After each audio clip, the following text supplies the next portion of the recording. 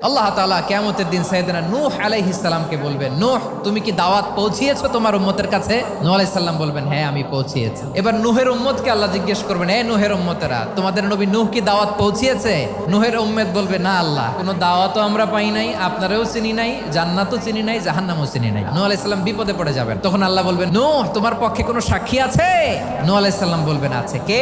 উম্মতে মুহাম্মাদি। তখন আমরা বলবো, আল্লাহ, আল্লাহর নবী নূহ আলাইহিস সালাম তিনি আপনি যা যা বলেছেন ঠিক তা তার উম্মতের কাছে পৌঁছে দিয়েছে। এবার নূহের উম্মতের সাথে আমাদের ঝগড়া লাগবে। তারা বলবে, তোমরা আসছো আমাদের হাজার হাজার বছর পরে, তোমরা কি করে জানলা? তোমাদের সাক্ষী ধর্তব্য হবে না? আমরা তখন বলবো, আমাদের কোরআনে তোমাদের নবীর নামে আল্লাহ তাআলা একটা সূরা নাজিল করেছেন, সূরাতে নূহ। দিন রাত এক করে তোমাদের কাছে তিনি দাওয়াত পৌঁছেছেন, সব আমরা জানি। আমরা যখন বলবো এই কথা, নূহের উম্মত চুপসে যাবে। তখন আমরা সত্য বলেছি কিনা এটা আল্লাহ তাআলা জানতে চাইবে বিশ্বনবীর কাছে। তখন বিশ্বনবী আমাদের পক্ষে সাক্ষী দিবেন। আওয়াজ করে বলেন আল্লাহু আকবার।